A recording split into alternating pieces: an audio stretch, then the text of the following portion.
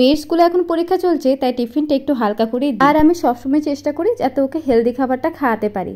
আমার মেয়ের খাওয়া নিয়ে খুব একটা বাদ বিচার নেই বলে ওকে যেটা করে দিই সেটাই খেয়ে নেয়। আমি বানিয়ে দিয়েছি ওকে ডাল সেদ্ধ।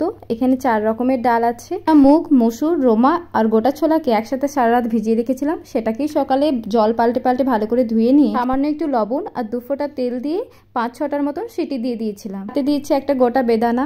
যেহেতু মিষ্টু এমন সময় স্কুল যায়, ওদের ডে স্কুল, তাই ফলটা খুব একটা খাওয়া হয় না। বাড়ি এসে ভাত খেয়ে আবার ঘুমিয়ে যায়, তাই ফলটা দিতে পারি না বলে চেষ্টা করি এই সময়ে ওকে ফলটা দেওয়ার। আর যেহেতু গরমকালে জলটা ওদের শরীরে বেশি প্রয়োজন, তাই শসাটাও আমি দেওয়ার চেষ্টা করি। এটা খেলে খাবারটা যেমন হজম হয়, সেরকম ওর জলের ঘাটতিটা অনেকটা পূরণ হয়। অনেক বাচ্চারা এরকম কলাইয়ের ডাল সেদ্ধ খেতে চায় না, সেই ক্ষেত্রে গোটা মুগ বা মসুরকে সারা রাত ভিজিয়ে রেখে সকালে একটু আদা কাঁচা লঙ্কা দিয়ে মিক্সিতে পেস্ট করে যদি চিলা টাইপের বানিয়ে দেওয়া যায়, সেটা কিন্তু বাচ্চারা খুব আনন্দের সাথে খেয়ে নেয়। এই রেসিপিটাও আপনাদের সাথে কখনো শেয়ার করব। আপনারা কোন জায়গা থেকে আমার ভিডিওটা এখন দেখছেন সেটা অবশ্যই কমেন্টে একটা জানাবেন। এই ছিল আজকে মিষ্টি টিফিন আইডিয়া। আপনাদের কেমন লেগেছে অবশ্যই জানাবেন।